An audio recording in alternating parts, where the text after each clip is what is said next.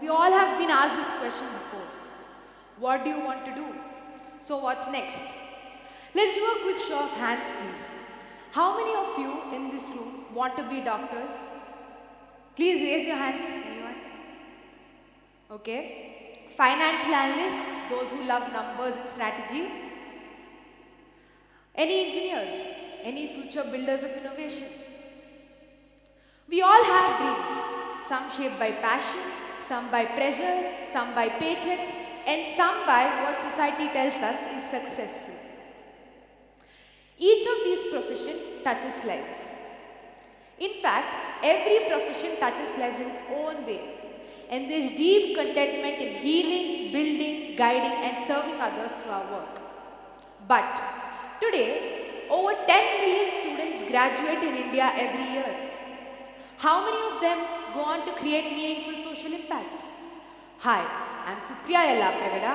I've been an applied AI learner and got the opportunity to intern at world-class organizations. Apart from my love for technology, I play badminton, a sport that taught me resilience, dedication, and joy. I've been a consistent national rank holder, a regular state medalist, and won an international medal for India. And today, I'll share a bit about my journey as a young learner.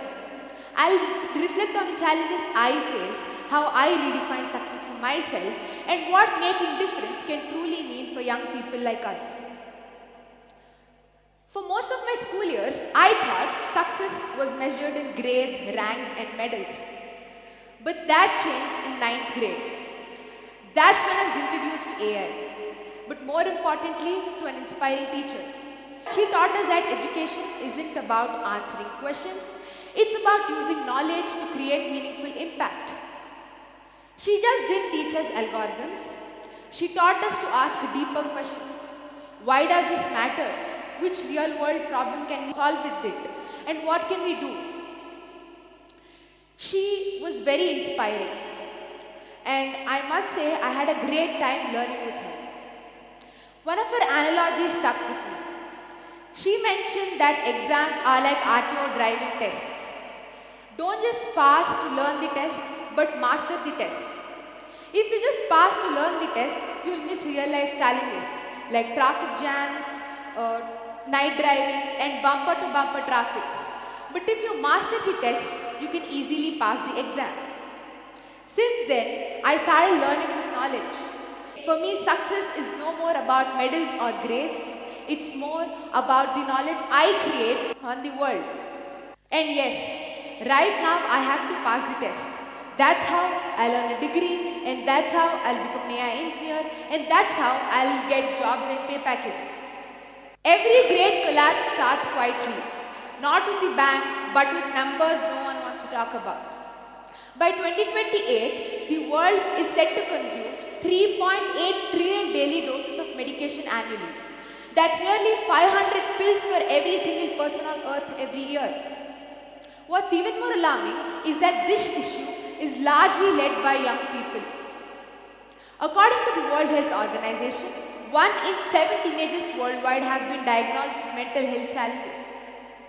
Mental health challenges among those aged between 15 to 29 are alarmingly increasing, affecting young men twice the global rate and young men nearly 6 times the global average. Given with these statistics, it is evident that the next generation won't be happier or healthier. They'll be more isolated, anxious, and overwhelmed. They'll be the casualties of tomorrow. This is the question I'm trying to answer. To answer this question, I wanted to get a key point, which is physical activity. According to the World Health Organization, young people those aged between 11 to 17 are physically inactive. What's even more alarming is that 72% of them are physically inactive. Why physical activity? Because physical activity helps in amplifying your performance and nurturing your well-being. Let me give you an example. There are 2 engines, one engine made in 2025 and the other made in 1995. Which engine do you think will win? Hands down, it's the engine which is made in 2025 which is going to win. Why? Because it's designed well, the horsepower of the engine is more, and when everything is best. The same applies in life. There are two people who have the same timetable from 4:30 a.m. to 10 p.m.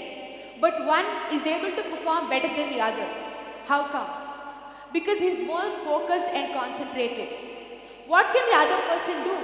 He can't just increase his time in the timetable because he'll have other commitments like sleeping, eating, etc.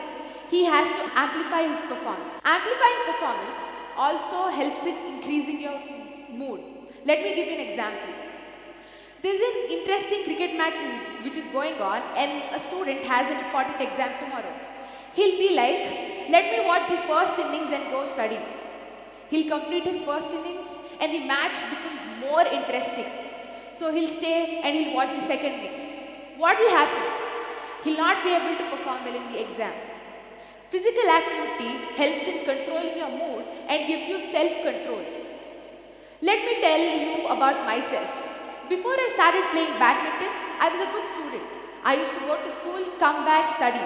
But after I started playing badminton, I could see that my focus has increased due to physical activity. Due to my own profession as a badminton player, I launched a workshop in August 2022 that impacted over 6,000 students worldwide with major contributions in Kathmandu, Nepal.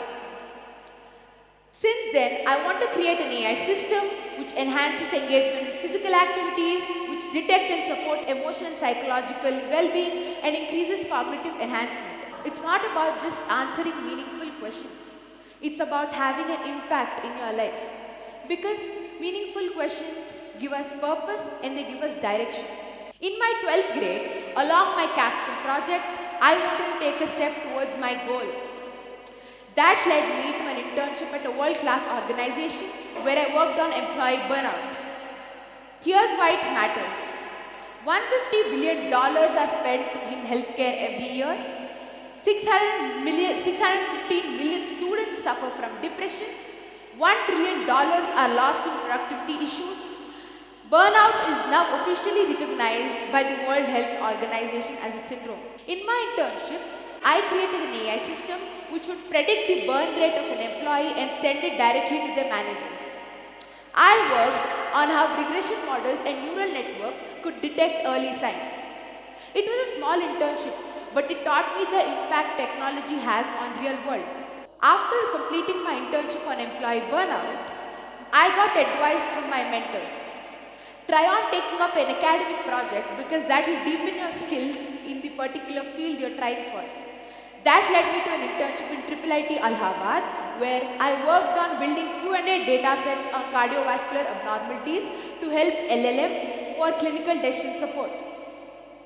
It was a very new experience for me because it was focused on learning rather than building.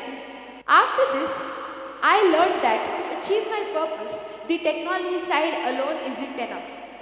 The business side mattered too. So let me ask you a question. How can we increase physical activity in children?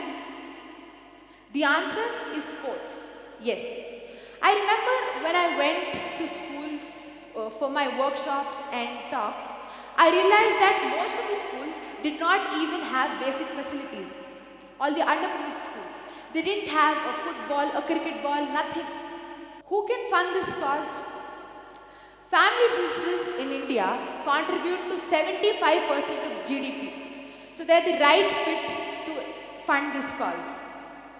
Family business engagement, so this led me to do an internship on family businesses engagement in sports, legacy and national impact.